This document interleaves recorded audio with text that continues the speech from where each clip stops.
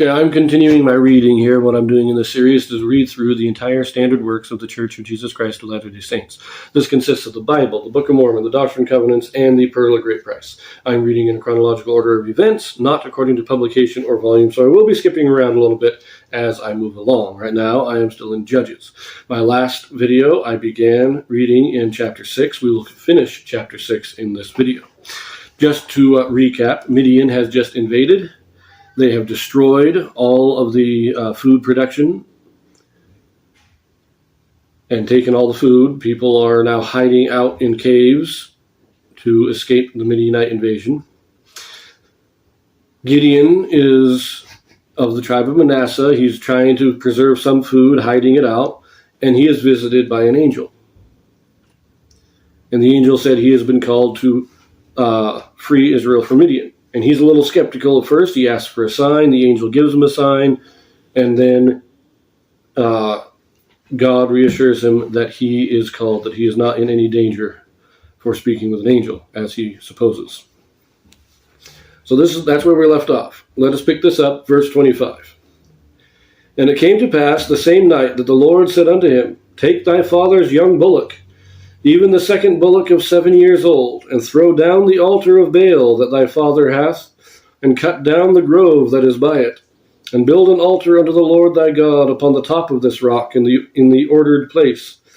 And take the second bullock, and offer a burnt offering with the wood of the grove, which thou shalt cut down. Then Gideon took 10 men of his servants, and did as the Lord had said unto him. And so it was, because he feared his father's household and the men of the city, that he could not do it by day, that he did it by night. So they have an altar set up to Baal, but notice the build an altar unto the Lord thy God in the ordered place. In other words, they had set up an altar to Baal where there had already been an altar to God set up. A proper altar to God. This was not just it wasn't idol worship, and it wasn't a monument. It was an altar that the Levites would do sacrifices here if they couldn't get to the temple or the tabernacle. There were places of worship besides the central place at the tabernacle, and this was one of them. But it had been replaced by an idol to Baal, and God is saying, "Go tear down the idol." Cut down the groves, and the groves, this is not talking about just trees, this is talking about wooden idols. Baal would have been a stone idol, and the groves would have been wooden, like totem poles surrounding it. And he's saying, cut them all down, rip down the altar of Baal, and burn those wooden idols in order to make a sacrifice to God. Destroy them. Verse 28. And when the men of the city arose early in the morning, behold, the altar of Baal was cast down, and the grove was cut down that was by it, and the second bullock was offered upon the altar that was built. And they said one to another, Who hath done this thing? And when they inquired and asked, they said, Gideon, the son of Joash, hath done this thing. Then the men of the city said unto Joash, Bring out thy son, that he may die, because he hath cast down the altar of Baal, and because he hath cut down the grove that was by it. And Joash said unto all that stood against him, Will ye plead for Baal? Will ye save him? He that will plead for him, let him be put to death, whilst it is yet morning. If he be a god, let him plead for himself, because one hath cast down his altar. Therefore, on that day he called him Jerubbaal, saying, Let Baal plead against him, because he hath thrown down his altar.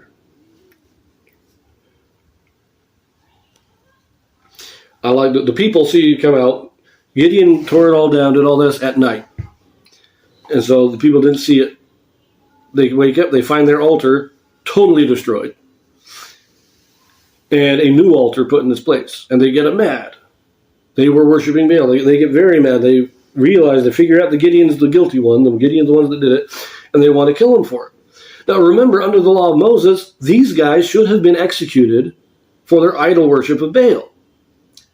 That was a crime under the law of Moses, punishable by death.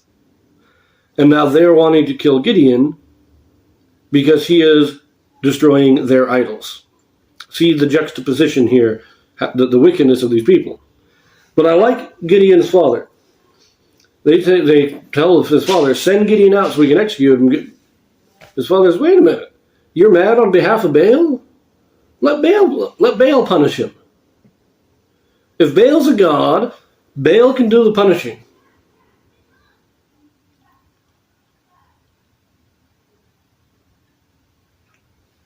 And he refuses to give his son up. So now, verse 33. Then all the Midianites and the Amalekites and the children of the east were gathered together and went over and pitched in the valley of Jezreel. But the Spirit of the Lord came upon Gideon, and he blew a trumpet, and Abiezer was gathered after him. And he sent messengers throughout all Manasseh, who also was gathered after him. And he sent messengers unto Asher, and unto Zebulun, and unto Naphtali, and they came up to meet them. And Gideon said unto God, if thou wilt save Israel by mine hand, as thou hast said, behold, I will put a fleece of wool on the floor. And if the dew be on the fleece only, and it be dry upon the earth beside, then shall I know that thou wilt save Israel by mine hand, as thou hast said. And it was so, for he rose up early on the morrow, and thrust the fleece together, and wringed the dew out of the fleece, a bowl full of water. Sorry about that. And Gideon said unto God, let not thine anger be hot against me, and I will speak but this once. Let me prove, I pray thee, but this once with the fleece. Let it now be dry only upon the fleece, and upon the ground let there be dew.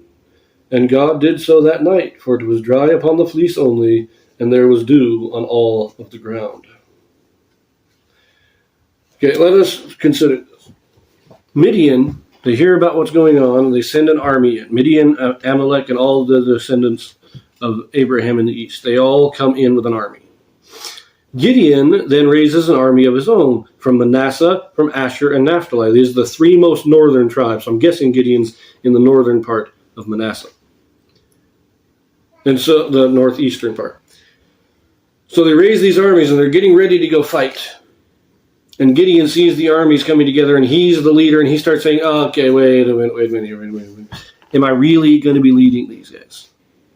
Am I the one that God wants to lead these guys? So God, okay, let's test this. And I love his test. And he does the two-part test. We read it, When the dew covers the ground, it covers everything, naturally. And so to have it cover only one thing, and now when he says just cover the one thing, I don't think it was the whole land for miles around had no dew except the fleece. No. It meant all the ground around it, probably within 20 feet, at least. Maybe it was even in his whole yard, was all dry except the fleece.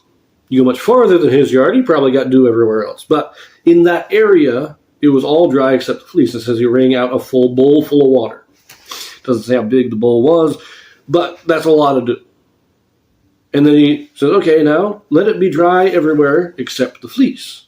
And after these two signs are given, Gideon is satisfied that God has called him, and he is going to lead the army. And we will read about that in the next chapter.